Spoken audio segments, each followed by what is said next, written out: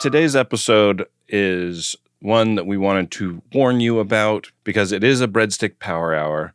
So if you are a mesophone, this one may be a challenging listen. Oh, also there's a suicide and a dead baby in this. So enjoy. Here's to the finest crew in Starfleet. When it comes to my crew, you won't get any argument from me. This is a parody. Paramount owns the song. Welcome to The Greatest Generation. It's a Star Trek podcast by a couple of guys never more embarrassed to host a Star Trek podcast than this very moment. I'm Adam Pranica. I'm Ben Harrison. What the fuck are we doing, even? Many seasons ago, we saw T'Pol eat breadsticks with a knife and fork, and we were like, wouldn't that be a fun and funny thing to have as a square on the Game of Buttholes, The Will of the Riker, Quantum Leap? And you, in the last episode, got us here. You landed on it. I did. For the very first time, we're doing Breadstick Power Hour, Ben. I literally don't know if it's medically possible to do what this is, this challenge. It might be a little easier using your fingers. Vulcans don't touch food with their hands. Grandma taught me never to judge a species by their eating habits. All it says on the Game of Butthole is Bring that bread out. breadstick-isode. What does that mean to you? I'm so impatient, man, can't wait to bring that bread out. Oh, you want breadsticks? A breadstick every minute for an hour is not possible. I don't think that's possible. With proper discipline,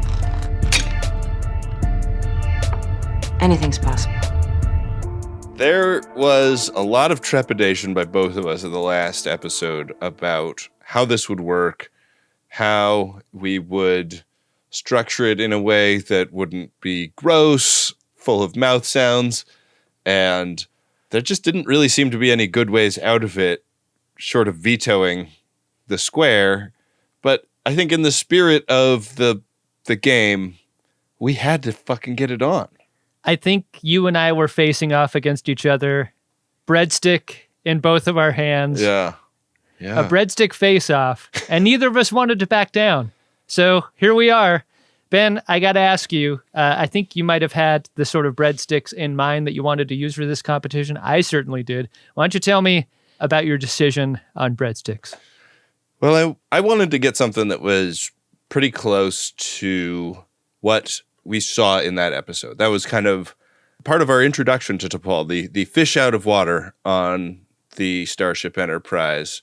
How do you do this? Well, these people eat with fork and knife, so if this is on my plate, that must be how I go about eating this. And they were notably crunchy breadsticks, and I thought to myself where I might find something like that, so I went to one of my local grocery stores. I shan't name which. Needless to say, none of the foods they sell are partial. Oh. And I got a box of Jennifer's homemade original breadsticks. And they're exactly like the ones that we saw on the screen. I think they might be a little shorter. These are amazing. These are like maybe 8-inch boys. Yeah. And I thought maybe they were like 10 or 12 inches that we saw in the episode. I like those like really long ones that you sometimes get on the table at so much fun red sauce Italian eatery. But, Jennifer's Homemade seems to be a good company. Portion of proceeds donated to help end hunger. Certified woman-owned.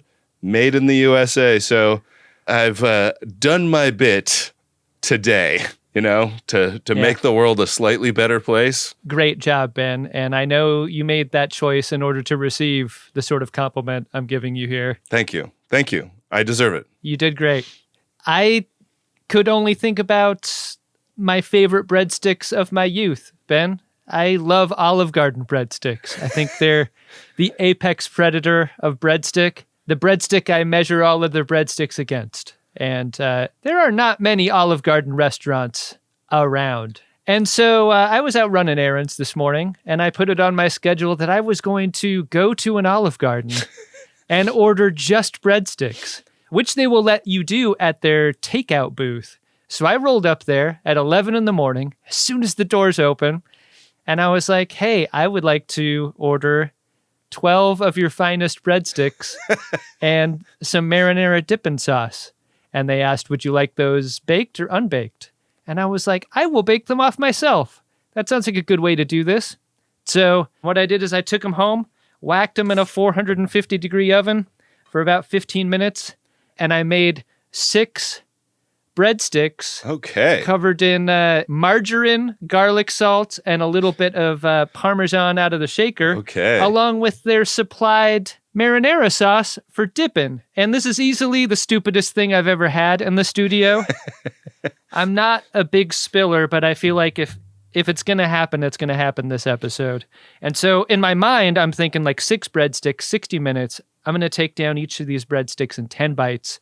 That's how the math is going to work in my head. That's how I will accomplish the power hour. Okay. Have you thought about your measurements for those things? I think that these are probably, would you say that's like 3 bites a piece? Or is that 2 bites? I would say so. What you're holding up is a stick breadstick that is 5 inches long. I think it's 8. I don't have a ruler close at hand. Well, I don't know. I guess so. The difference between those two measurements, not anything a man has ever known. No, yeah. We're not here to break new ground on the show. Yeah, I think I'm going to go 3 bites on these. So I guess that means I'm going to put 20 of these in my body. Yeah, I've got the water on standby. I've got so much water. I took a Broad before this. Oh, interesting. Thinking that this would be a very dehydrating experience because of all of this salt and bread. I don't know. I just did it prophylactically. It's probably a smart move. I got my cough button at the ready. I imagine I'm going to be leaning on that quite a bit just so Windy doesn't have too hard of a time. A Windy that has started keeping score of our mouth sounds on mic and fucking destroyed us this morning on Slack over it. So she's going to be keeping score. We're going to be keeping score as we do Breadstick Power Hour for Star Trek Enterprise Season 4, Episode 21. It's called Terra Prime. Got free speech and guitar. Let's kick this thing off, Ben. Oh, how are we doing the timing, by the way? It's like the top of the hour right now, so we could just start. It is. So let's just do that. Let's do it now. Okay. Cheers. Cheers. Previously on, RoboCop had the hybrid baby and revealed himself as the leader of Terra Prime. Mayweather has like an old flame who may be a spy for that guy. And RoboCop has landed his spaceship mine on Mars and hooked it into a killer weapon and is threatening all non-humans if they don't leave the system. Is this a power grappler they used? I just love grapplers on this show, and I feel like this is one of the best. It kind of canadarmed out there and just kind of clomped onto a pipe. I don't know. I don't know how it works. There is no end now. The conclusion for this package, which I really loved, like it ends with the FaceTime broadcasting out the blackmail message far and wide, and like we roll right into the episode in real time with this message still playing. Archer whips over to Hoshi and is like, "You gotta shut this thing off, Hoshi." And she like slams her fists into her panel. I can't. Next, he asks Reed, he's like, "Hey, can't we shoot this ship?" Like, that seems like a viable option here. But the thing about the moon base on Mars, which I know sounds confusing as a sentence construction, but if you understand the context of what I'm saying, I think it's abundantly clear what I'm describing. Sure. This guy's plugged into a power source that would make a really big boom that would kill a lot of innocent people over there if he did that. The very end of the message is a kind of non-consensual, "do you want to see pictures of my baby?" moment. And a threat directly aimed at Starfleet, because that's going to be target numero uno if the aliens don't leave, because Paxton thinks that's where, that's patient zero for getting all these ETs down here on Earth.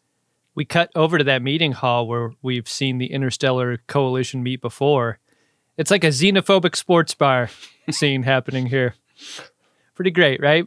I like that the Terra Prime logo uses a Peters projection of the map, which is like more correct to the actual sizes of the land masses. They're like fascist lunatics, but they're slightly forward thinking with that one. I love how Paxton has gamed this out. He's like, look, I want to help you get all the aliens out of the system. So guess what? Safe passage off of Earth, off of all of our worlds where the humans live. Right. I'm not going to do anything at them. I'm not going to do anything at you. But listen, if there is even one fucking crumb of an alien left on any of these planets, I'm going to shoot this thing.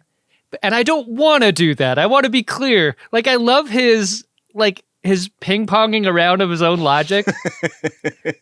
It's really inner monologue said out loud. Yeah. He's nuke it from orbit edging. And he does a little demonstration shot to scare the entrepreneur away. He does like a warning shot that actually hits them. Like it's such a wide beam that it engulfs almost the entire ship.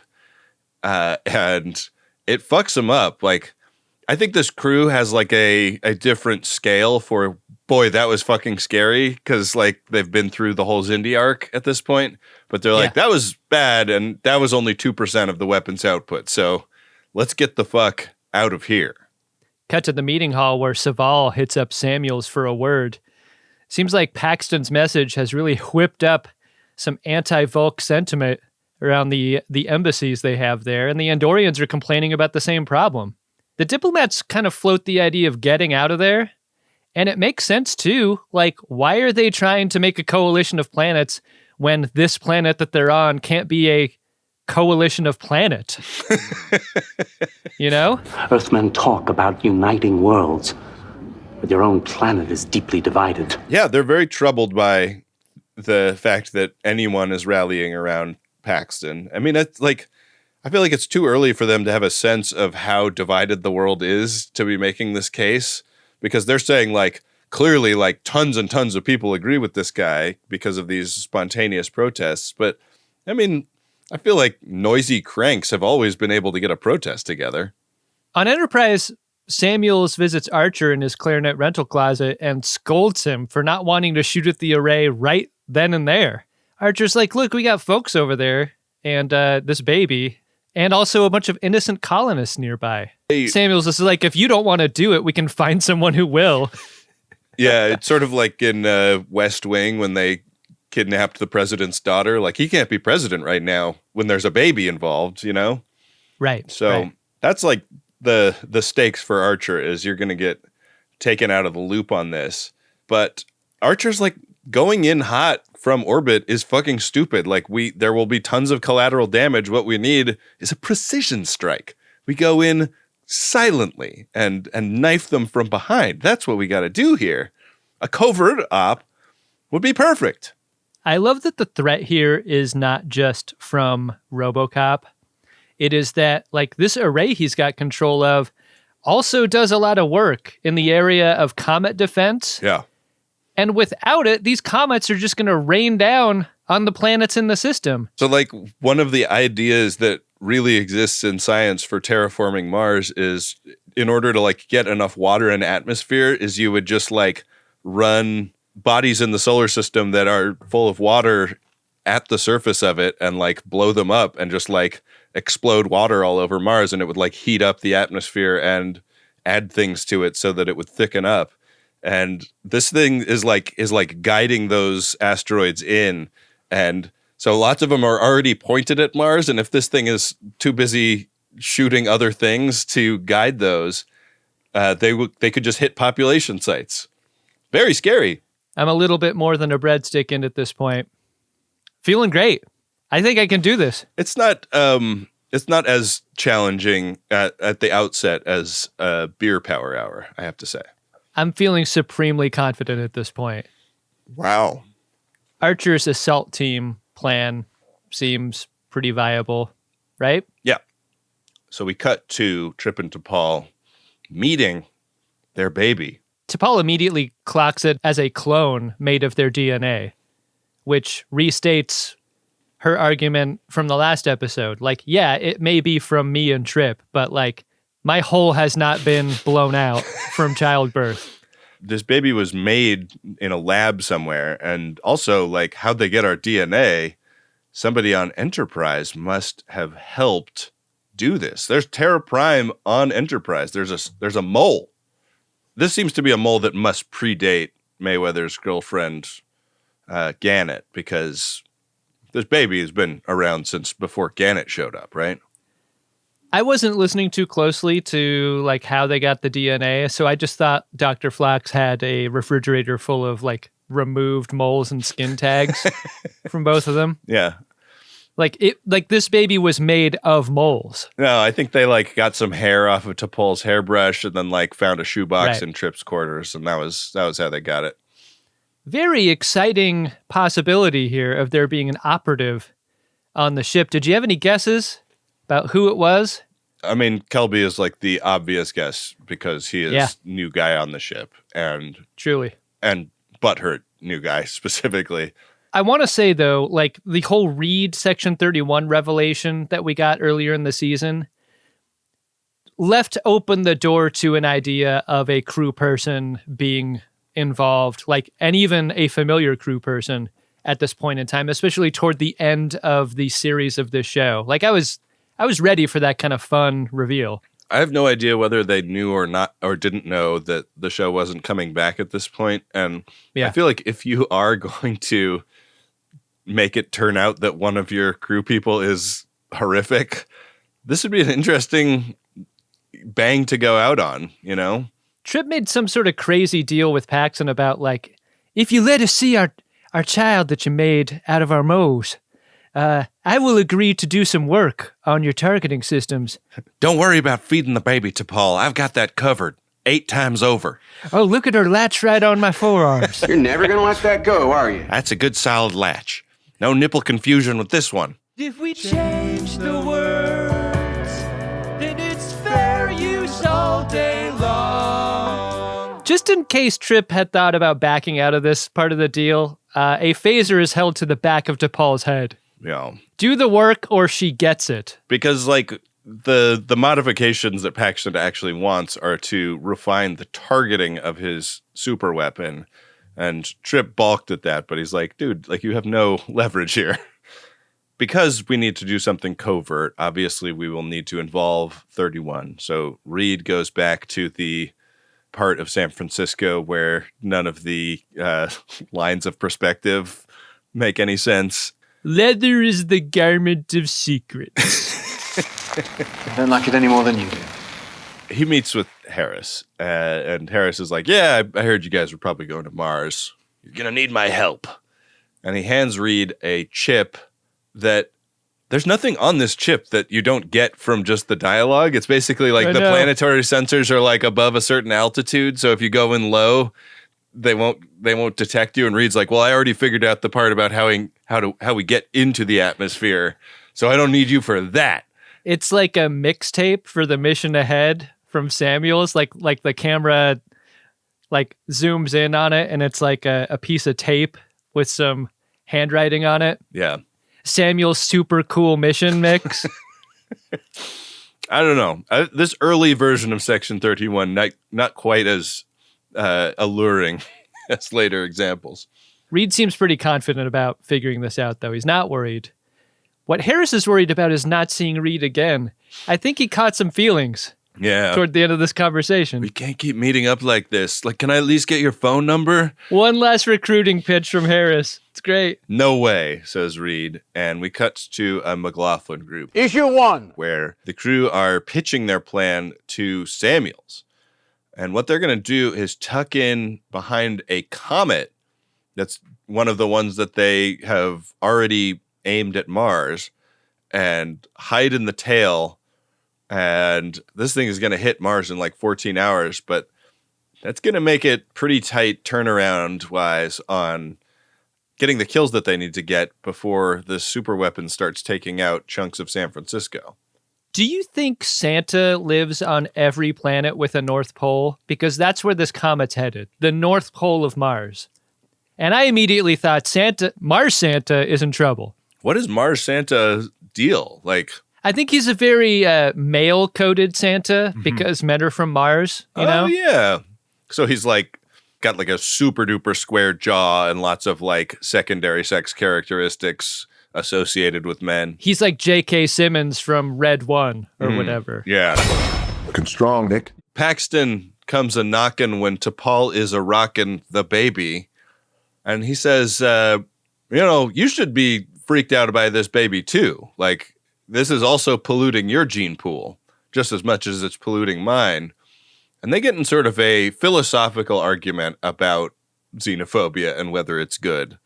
And I thought it was interesting that Idic doesn't come up here and that it wasn't ever put in conversation with the way that Vulcans have traditionally been depicted to be like pretty against mixing their genome with alien genes. Like sometimes it happens, but like most of them are total dicks about this. I wonder how much of that comes from T'Pol being like wanting to live through the day versus being a loud and proud voice for her position of anti-racism. Like, she's got a baby to live for now, and maybe she's not going to pipe up the way she normally would in order to give her and the baby the best chance of living. The point she makes is like, you cannot possibly argue for fixing the state of human evolution right here in this moment, because 1 million years ago, humans weren't the same as they are now. And 1 million years ago, Vulcans weren't the same. And in 1 million years, we'll all be different. Like, that's just how this fucking works. Yeah, you will be fucking shocked at how different the Klingons looked not that long ago and how weird they will look 800 years from now. He feels like she is just arguing for extinction. So he like leaves and slams the door, but she gets a little scan of him on his way out. Hey, Paxton, maybe back out of every doorway, like facing the person. Like, you should just back out when you leave all the time. She hates to see him go, but she loves to scan him leave. Ben, I'm now 2 entire breadsticks down, right on schedule. Amazing. A breadstick every 10 minutes. I kind of wish I'd lined up my 20 so I could see, because I just have a bowl of these here, and I'm just like taking a bite every time I see that we're another minute has elapsed. Line them up. Put the breadsticks on the table. Dope on the table, breadsticks on the table. I guess I would be 15 left if the clock can be trusted. When T'Pol scans Paxton, she reacts to the scanner like a check hitting the table that was more than she was expecting. Pretty great take by Jolene here. Indeed. On the Enterprise bridge, we learn that Kelby is still working in engineering, and look at him go. He's the fucking boss in there. I was actually feeling really proud of him. I was feeling proud of him and also like wondering, is he overcompensating for having betrayed all these people? Is that what's going on here? If he was overcompensating, he would work with his sleeves up. Trip never does that. You're always showing off those smooth forearms, Kelby. It's why I hate you so much. Once they're ready, Mayweather steers the ship toward the Burt Comet. And in the next scene, Mayweather's got something to do before he goes to the shuttle bay. He visits Gannett in the brig. And I think he looks pretty great in his Comet Kit uniform that we see the rest of the away team wear later. He's looking great. Gannett looking a little disheveled from being in the brig so long. When you are wearing a dress shirt for too long, it is like the worst feeling in the world. Like, there's nothing worse than like shot dress shirt. Like, oh, like I wore this on an airplane, but we got ground delayed for 3 hours because of weather in Houston, and now like I'm sweating out in it. Oh, fuck that. The brig is her Houston, and she is denying pretty strongly ever working for Terra Prime. Instead, I'm not working for Terra Prime. I'm working for Starfleet Intelligence. Actually, I'm good, Mayweather. Mayweather treats this fairly incredulously, right? He's like, call your boss. Like, what are you talking about? You wouldn't be in here if that was true. And she's like, I can't blow my cover. It's weird that Mayweather walked into the brig like with like a sub sandwich cradled in one arm and like a box of tissues in the other as he absorbs this information. It's strange. There's not a lot he can do here, Ben. Yeah. Hands are tied now. You shut me down. Actually, she is here to smoke out the Terra Prime mole. And because that mole is still on the loose, she thinks that Paxton might know that the special ops team is coming, which is a scary thought. So you're revealing all of this because you're worried about me? Yes. I'm touched. Doesn't turn out to be true at all. It has no bearing on the rest of the plot. Cut over to the launch bay where the Dustbuster Club preps for the trip. Archer fairly ceremoniously leaves Hoshi in command while they're away. Gives her a little compliment on the way out the door, too. I really like this. I think this moment pays off what we saw from the Mirror Universe episodes. And the revelation that Hoshi is strong enough to be captain, strong enough to be a fucking killer if she had to be. Yeah. In any universe. And like she's ready for the chair in this one. And that she tremendously enjoys sex. What did you call her in the last episode? A sex person? No, a love person, Adam. It's good faith to believe I can do parody. Trip chats with his buddy Greaves, who's one of the top goons in the Terra Prime organization. And he's kind of probing, like testing the waters, like, what turned you into such a xenophobe, Greaves? Like, what axe do you have to grind with the Vulcans? And Greaves is like a historical Vulcan hater. He's like in our grandparents' generation when they had World War III, the Vulcans could have stopped it because they were floating around up there, but they didn't. And that makes me mad because they maybe thought that a devastated Earth would be an easier punching bag or something. We were talking about on our hit new Star Trek podcast, Greatest Trek, about how much more interesting it is when antagonists present their side of things in a way that could plausibly get you on their side. Like it's more interesting to have an argument between two sides that you could agree with. Right. Reasonable people could hold both opinions. And it's a matter of argument, for instance, but this is not that kind of argument. It doesn't feel personal enough. But his description of the Vulcans floating around during World War III and not doing anything is like the sort of argument I want 5 more bullet points on in order to contain the entire anti-alien argument. Like, yeah. That would make me upset to be fighting World War III and knowing that Vulcans could have stopped it or saved a bunch of people's lives. Well, Trip uppercuts this dude. Nice sucker punch. Great uppercut. I feel like uppercuts are not a common sucker punch to dole out. I know.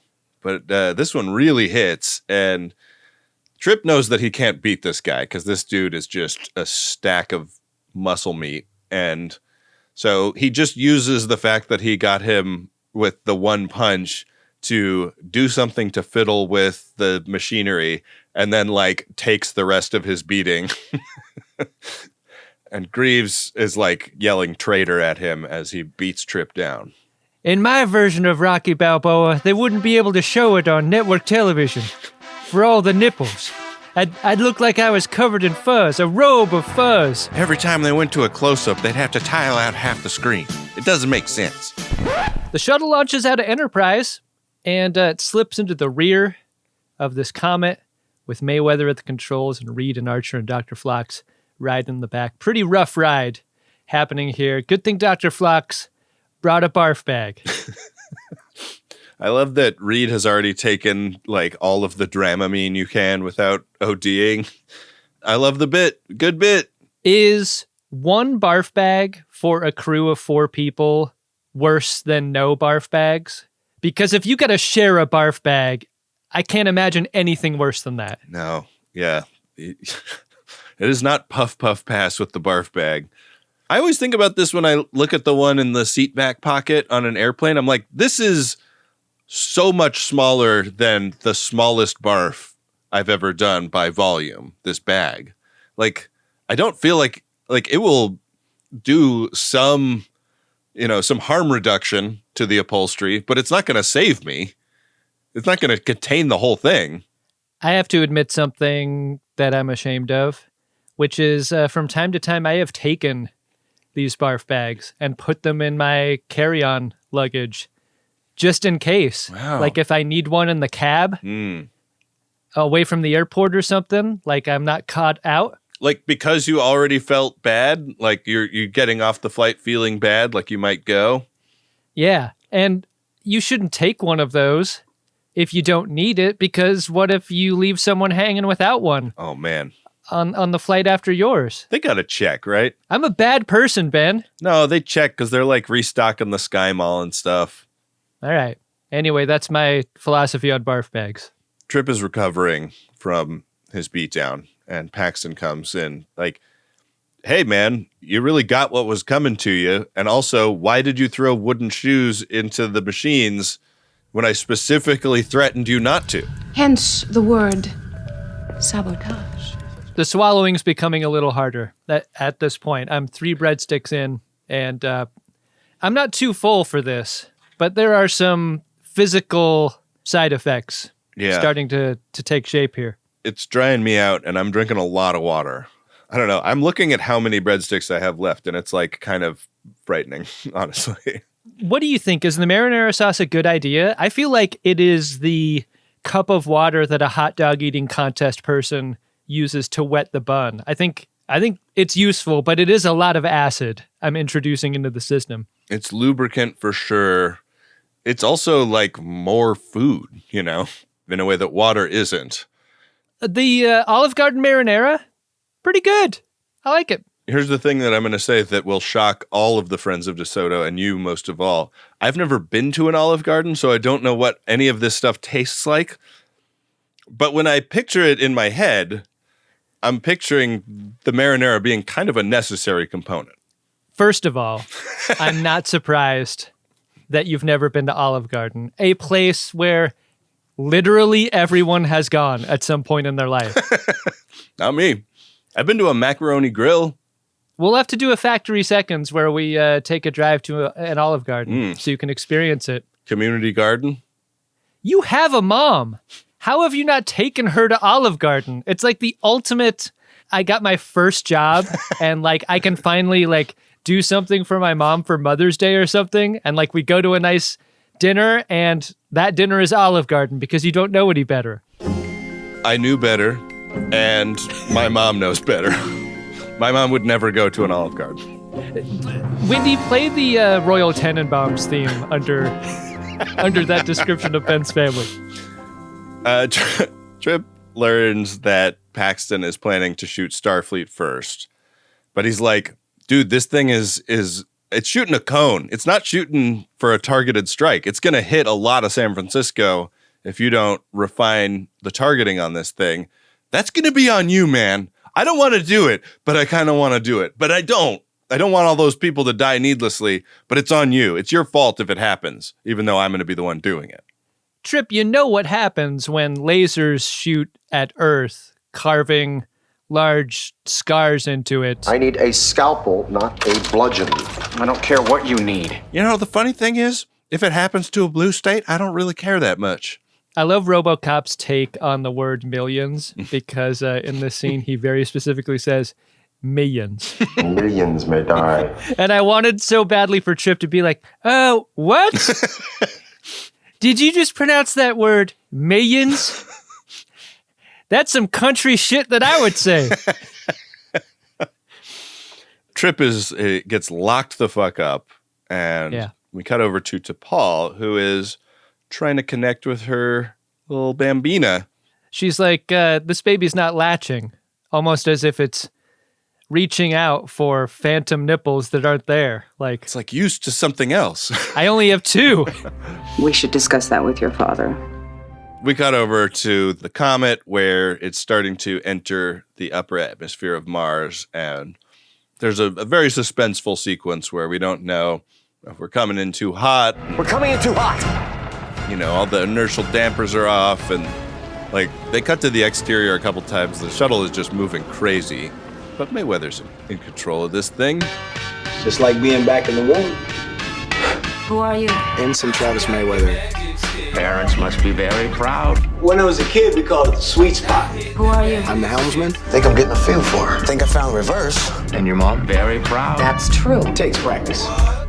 Other than keeping Ensign Mayweather up at night, I'm not sure what we expect to accomplish here.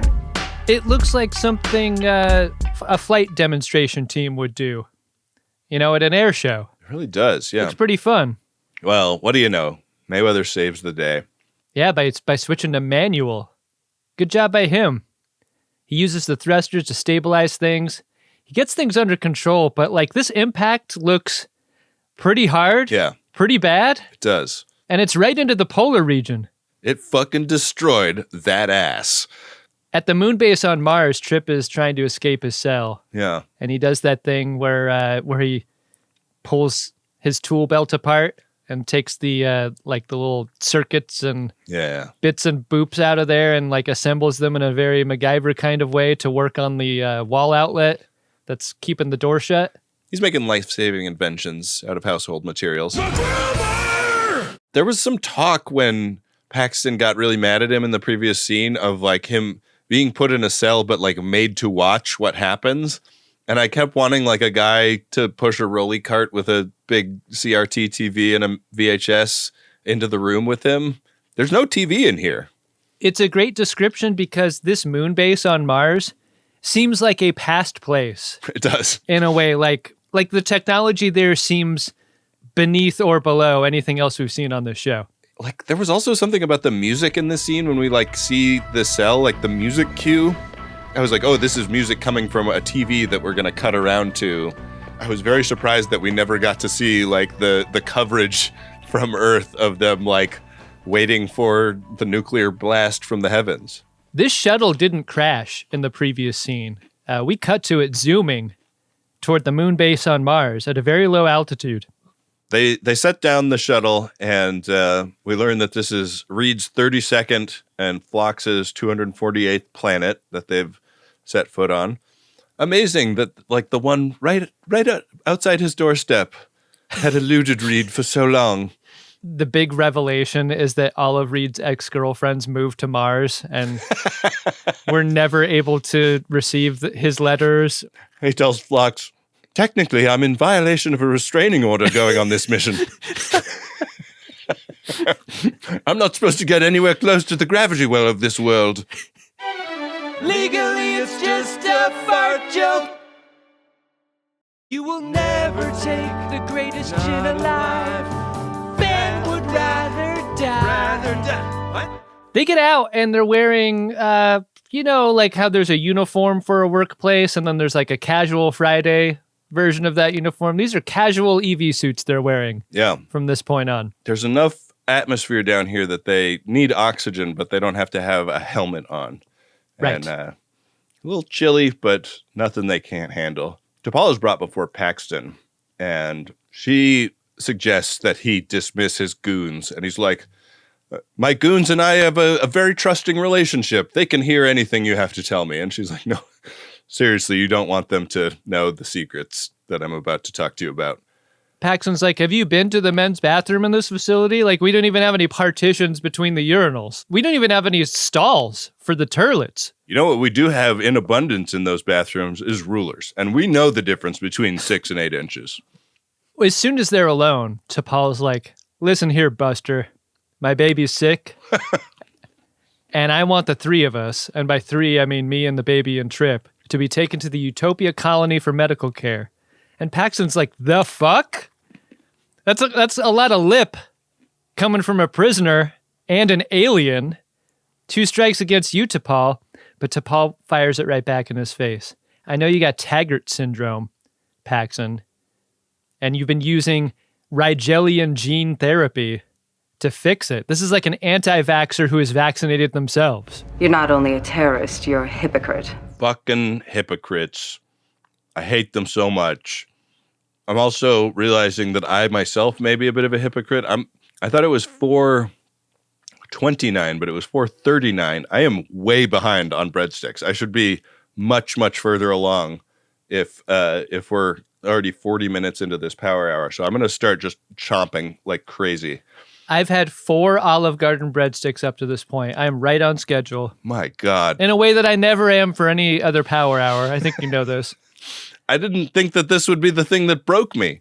Yeah, this might be it. He doesn't think that this is the gotcha that T'Pol does. His defense is so fucking classic modern times. Just the like, nobody's perfect, right?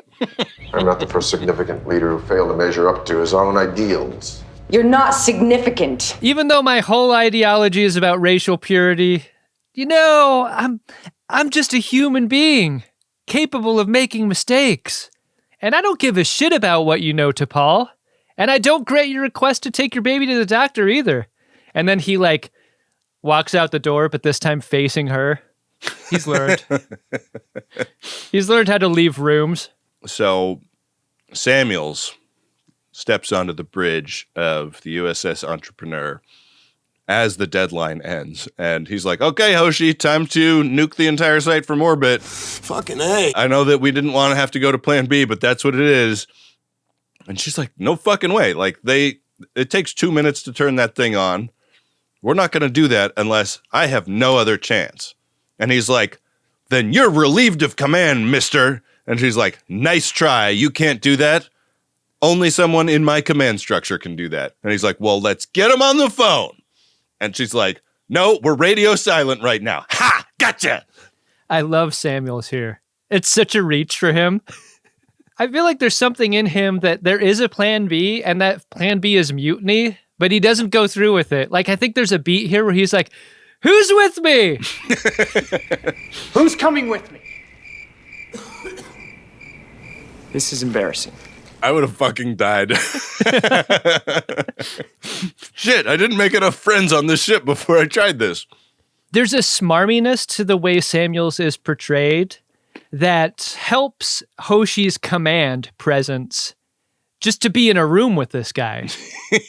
Yeah. And I think she's also physically up on the step where the bridge chair is, and that also, the way the shot is composed, makes her seem very strong and in command at the moment in a number of ways. This is the kind of Linda Park episode I wish we had gotten all along. She is such a fun character when she gets shit to do like this.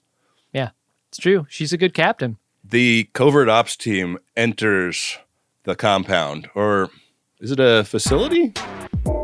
I actually think it is a moon base on Mars, Felicity. Okay, that makes sense. A string of words that has never been said together. Paxton doesn't know that they're there yet, and he's like, the Vulcans haven't left yet? This is so great! We get to do it! I gotta tell you what's happened here. Okay. I'm gonna do something for the mic. It's gonna be okay for mesophones. I'm gonna hit 2 breadsticks together. Okay. They've gotten hard, Ben. They've gotten hard in the 43 minutes since we've started this. Are they really hard, or just hard on the outside, still soft and chewy on the inside? Hard on the outside, soft and chewy on the inside, but not as soft and bready as they began. The way you want them when they're fresh. I'm having a very interesting experience now that I'm trying to blast through a lot more breadsticks than I was before, which is that I'm taking sips of water as they're in my mouth, and I like it almost as much as I like cookies and milk. It's giving the same sensory pleasure as that in a way that really surprises me. I know you have no idea what I'm talking about when I talk about Olive Garden breadsticks and marinara, but if we're talking about this and this, the ampersandification of foods, yeah, where do you feel like breadstick and marinara matches up on a list of what you were just describing, like cookies and milk, marinara and breadsticks, chocolate and peanut butter, these combinations? I have probably had marinara outside of a pasta context a number of times that could be counted on one hand. And you've never had a Reese's peanut butter cup, so you don't know what I'm talking about there either. God, why do I even make references at all on this show? For FODs, that's why. Yeah, a lot of people are nodding. A lot of people are nodding off. So yeah, we're just kind of cutting back and forth of them getting ready to fire and Samuels and Hoshi arguing about whether they should nuke the site from orbit or not. Ooh, that was a surprise. Are your breadsticks filled with helium? No, man, they're free. They're vegan and they're from a woman-owned company. They don't do that. That's the kind of mistake Dan's homemade breadsticks company would make. You've achieved a sort of cupboard purity I could never hope to, Ben. Yeah. It's really nice over here. Everything I eat makes the world a better place. There's no moral, literal consumption in capitalism. So there's like a firing sequence aborted moment as the special ops team storms the control room. One of the windows gets hit and Reed gets shot and Trip gets shot. And like most of the special ops guys like go with Reed, and it winds up being Paxton, a compromised Trip, and Archer all stuck in the control room together, and everyone else is locked out. I love the way the big glass window cracks in such a dramatic fashion. Like there was a race against window here taking place. It's like walking out on too thin of ice. Yeah. And Paxton talks about his ideology even more, if you can believe it. And he has like a colonizer's mindset. He's like, we shouldn't be like making friends with these people. We should be going out stomping on them and using the galaxy for our benefit at the expense of everyone else. And Archer's like, that's not how it works. Like everybody out there is like already at our level of technology or past it. Like there's no way to do that. That's stupid. The galaxy's a lot more crowded than we thought. That's not our problem. It's an opportunity. But we could like learn from and enjoy company with these people. Paxton's like, nah, man, I'm just going to do my thing. And he turns the array back on. I wasn't expecting this. Yeah, I kind of thought that the jig was already up, but no. Archer puts a gun to his neck and is like, turn it off, dude. And he's like, it's already done. Yeah. Yeah. The target is the Golden Gate Bridge, which it narrowly misses. Yeah. It hits the ocean, not the bay, crucially. Like it's out there, you know? Yeah. Like yeah. Farallon's probably got taken off the map. The miss suggests that Trip Tucker's sabotage actually worked. Like there was a high-level sabotage that was visible to Paxton that he knew had taken place, but what Paxton didn't know was that there was more subtler sabotage, and that's what made this happen with the miss of the target. Mayweather finds T'Pol and the baby, and the baby is dying. So they head back to Earth, and T'Pol hangs an idic on the incubator, and she and Trip talk it over, and they decide to give the baby a name. They call her Spockette. Do you think Vulcan NICUs have idicubators in them? Oh, man. Yeah, I think they probably do. Do you think adolescent Vulcans who are particularly horny are called? Yes. Okay. Same. And I've got faith of the far heart. Legally, it's just a fart joke. Phlox has bad news, though. The Vulcans and the humans' DNA that are in this baby are at war with each other. Maybe Paxton was right. We're just not compatible as species. And he's also like, I don't know how to treat a patient whose biology has never been studied. Like, I can do my best, but I'm really like flying blind here. You know, this is actually where I start to understand Paxton's whole point. Like, my job is a lot easier if my patients are not so alien. like let's maybe bring it a little bit so that I can solve these sorts of problems. Yeah. Yeah. One breadstick left for me, Ben. Fuck, really? Yeah. Okay. I'm going to make it. I have 5 3/2. How much is that? 6.5. I am feeling full. I don't think I'll be eating dinner tonight. I feel like I ate a pillow. In the launch bay, Mayweather and Reed have the shuttle pod up on the rack, and that's because Mayweather can't figure out how things got so bad so simultaneously on their mission. That was kind of suspicious, right? He's used to systems overloading and breaking kind of one at a time, but the whole simultaneity of these two critical systems breaking has got him wondering. And so Mayweather's like, well, there's my problem right there. This panel that was intentionally left open. Yeah, what the fuck? And they like, I guess, looked at the maintenance log and Kelby's name is all over it. And so they go find him in his quarters, and It's very funny because he's a commander, so they have to like call him sir. Yeah. And stuff. But they accuse him of doing this, and he's like, no way, dude. I would never. It was probably Massaro. His rank is so interesting in this moment for both the reason you describe and also like blaming an ensign for something you may or may not have done seems like a great defense strategy. Yes, Ensign Massaro is the guilty party here. It's kind of a one bad apple thing, and I was nowhere near it. We cut over to the mess hall where Hoshi gets a radio call from Archer asking if she's with Samuels, which she is, and if Ensign Massaro is around, which she doesn't see. And Archer reads her into the situation that this guy might be out on the ship and armed and dangerous. And Reed leaves his quarters to go join the hunt. But Massaro intercepts him at the turbolift doors, and he's got a dustbuster in his hand. I was shocked that this was true. Yeah. Like, who cares about Kelby? Make him the bad guy. Redemption for Kelby?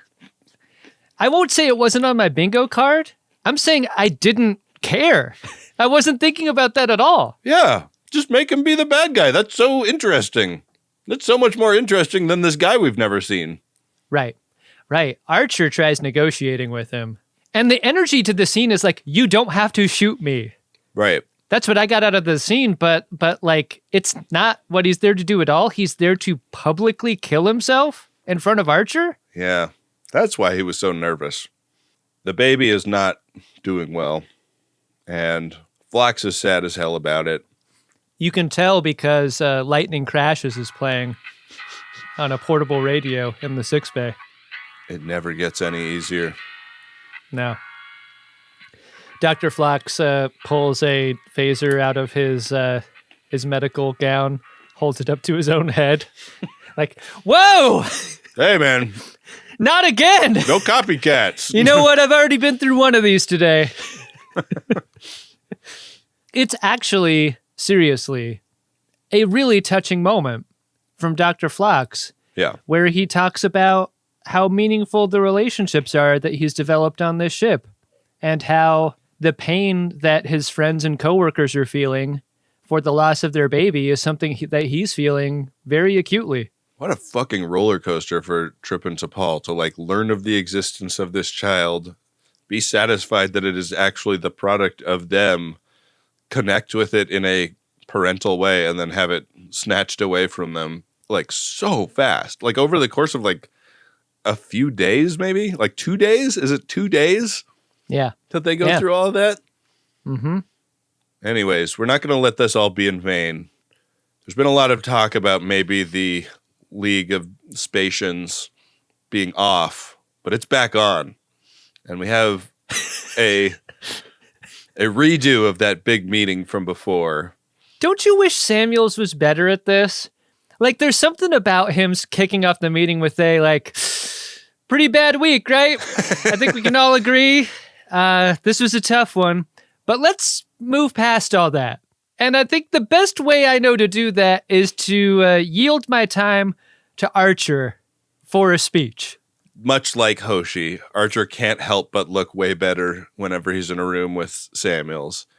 And I mean, I like that Samuels like rose to the occasion a little bit and gave the Enterprise crew their flowers and like brought them over to the table and let them be part of it instead of just standing up on the stairs awkwardly. But yeah, Archer gives a really impassioned speech about the way that all of these species, like, despite their differences, are all explorers, and maybe we could join up and do explore together, dudes.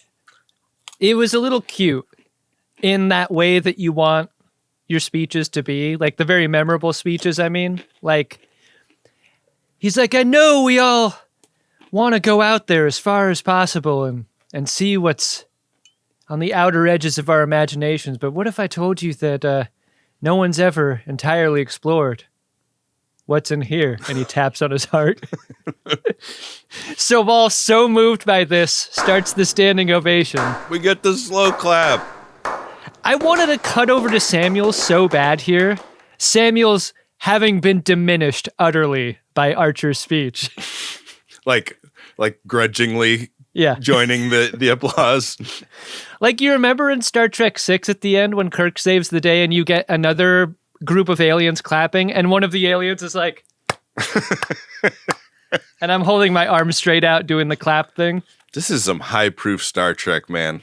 Yeah. When you're talking about, like, diversity and exploration and working peacefully together. God damn. I fucking love this shit. It's the sort of shit that would never work nowadays with new Star Trek. People would hate it. Mayweather and Gannett are on better terms, it seems. And the conference worked. We're gonna get together. We don't know exactly the outline of what that's gonna be. Maybe we'll add another laurel to the logo. Who knows? You know what? If Samuel's campaigned on that and that alone, he's got my vote. Yeah, no fucking kidding. He's gonna take her home on a shuttle like a gentleman. Yeah, the slow way home. And we know what they like to do on shuttles, right? Yeah. Do you think you use the shuttle that just got in that scrape on Mars because it looks cool as hell when you pull up to Earth? Yeah, I mean, I think you also know that like Sabotage doesn't strike the same place twice. So once that thing is fixed, you're probably good. Like if Billy Joel was a Star Trek fan, I feel like that's one of his album titles. I know you've never listened to Billy Joel. Trip finds T'Pol having an Idic bum out. The delegates would like to come to Spocket's funeral, which is like, I mean, that's kind of a lot right now. We just learned that she exists. We didn't really have anything saved up for this kind of thing. On the one hand, it's a nice offer from these folks. On the other hand, I'm afraid we don't have enough food. The baby could have survived if Paxton and his scientists hadn't screwed up something about the way they did the cloning. So maybe we could get it on. Let's pull the goalie, T'Pol. For Trip to hear this and a moment later be like, this is why a lot of parents have 2 children for a backup. The sooner I get it dumped in you, the sooner we can have one back. Is this the most tearful proposal for sex ever? You know what? You bring up a good point because, like, we joke about the awful timing of Trip's proposition of, trying it again or whatever. But Connor Trenier, I found very affecting in this scene. In the same way that I like a Southern man's tears on screen, like, often kind of gets to me. Yeah. Like, there's something about that type of character breaking down that it's super effective.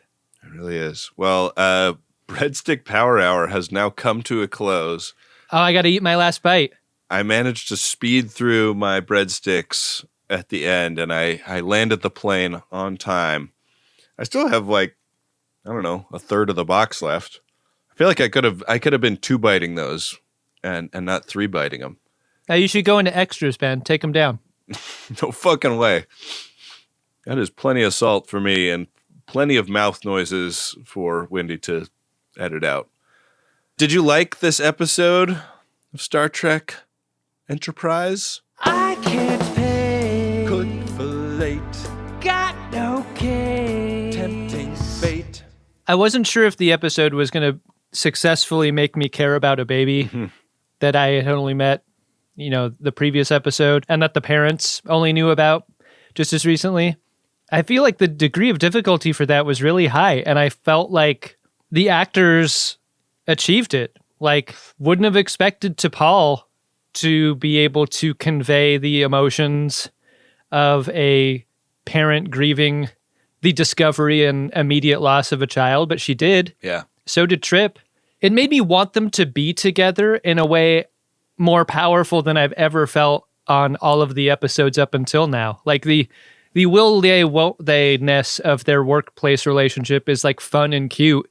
And in my mind, I was like, yeah, it'd be fun to see them hook up or whatever. Right. But like a situation like this galvanized that feeling in a way that made me feel like, yeah, they were parents for 2 days in the Christopher Pike parlance. Like, like, here's a retake on what Trip tells T'Pol. He's like, Now, T'Pol, we were parents for 2 days.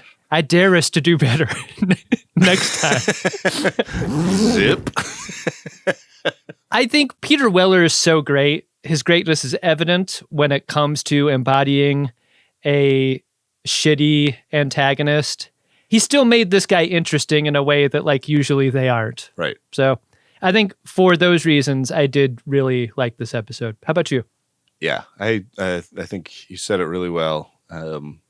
Really fun episode, great adventure, a lot of banger, on-brand Star Trek moments, and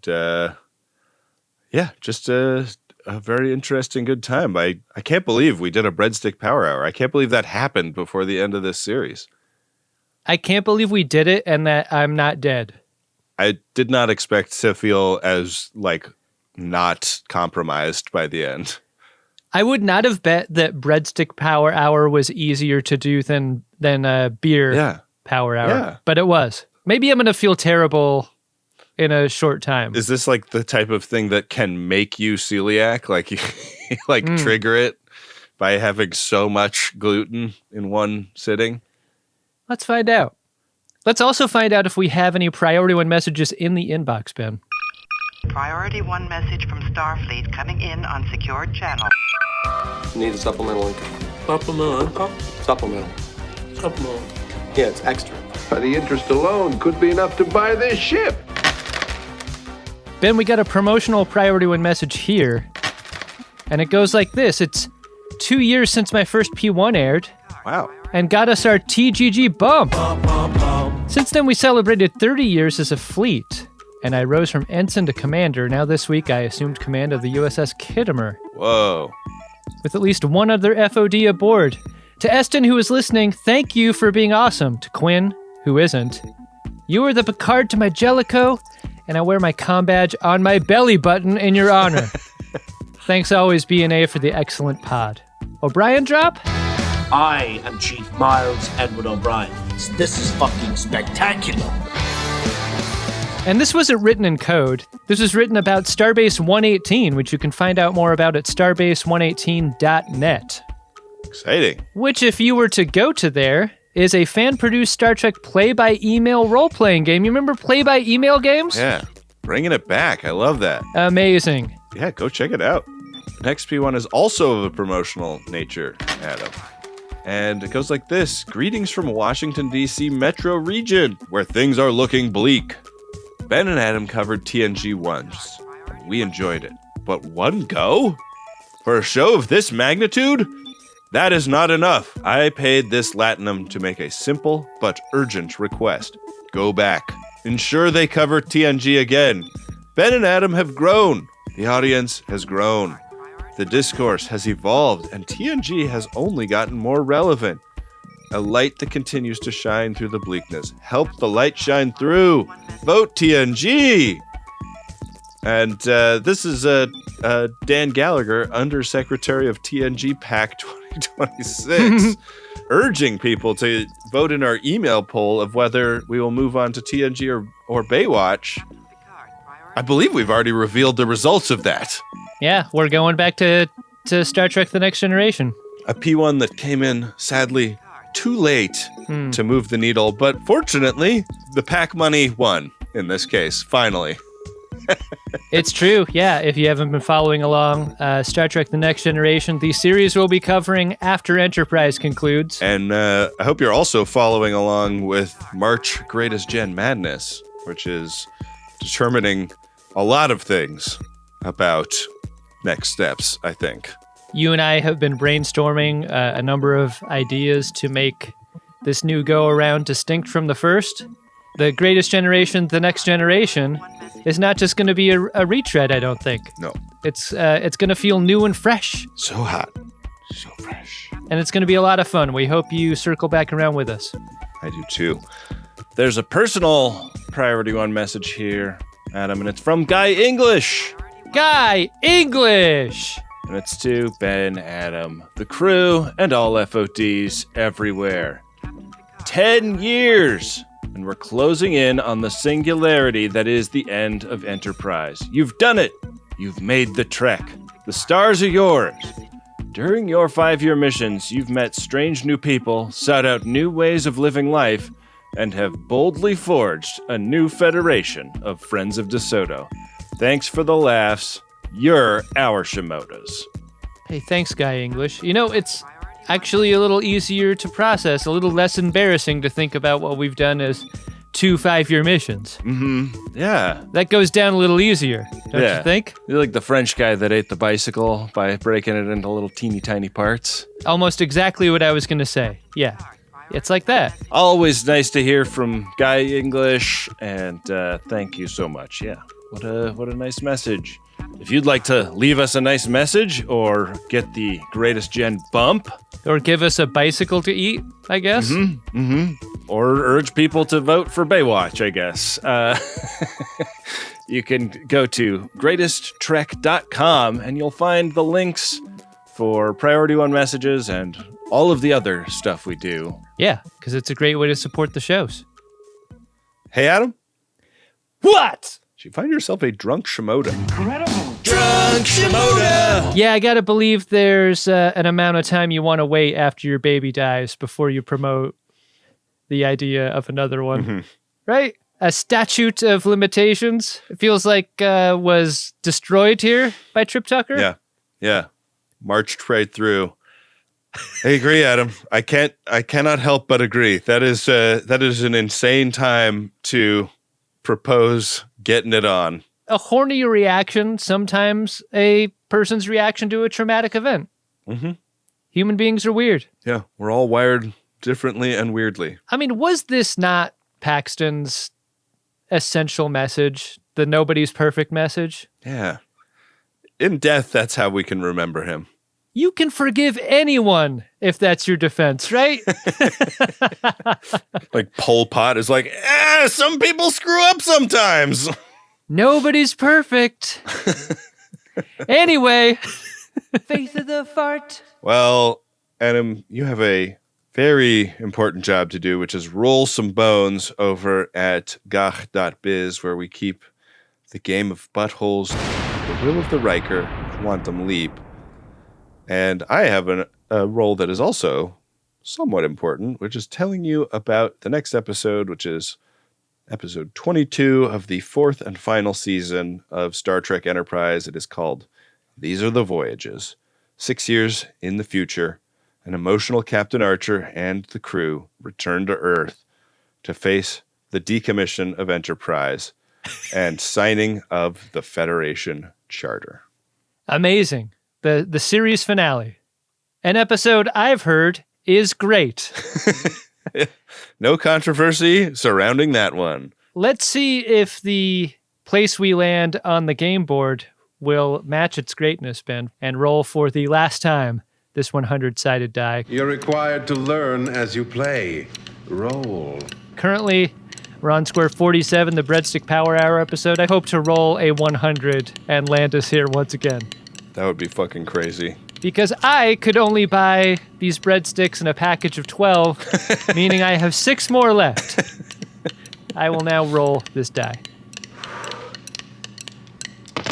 Ben, I have rolled a 34. Chula! Did I win? Hardly. We've landed on square 81. It is a regular old episode of our show for the series finale of Enterprise.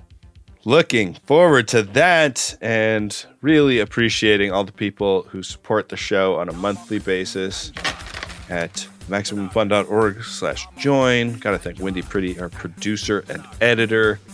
Gotta thank Rob Adler, the editor of The Greatest Newsletter, which you can sign up for at greatesttrek.com. He co-runs the @GreatestTrek social media accounts with the card daddy Bill Tilley, who's posting hilarious trading cards every week.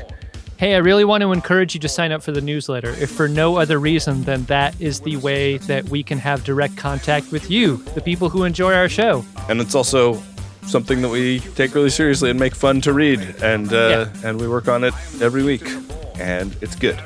We got to thank Adam Ragusia, our co-host on Wholesome, which is a great podcast that we make for patrons only at patreon.com/wholesome_pod. Thanks to Dark Materia for the original Picard song. And with that, we'll be back at you next week with another great episode of Star Trek Enterprise, an episode of the Greatest Generation Enterprise, where we feel like we're being watched. Always do, since we switched to video so long ago. Oh, yeah. Now everyone's watching these episodes. That was like episode 2 of this show. Make it so.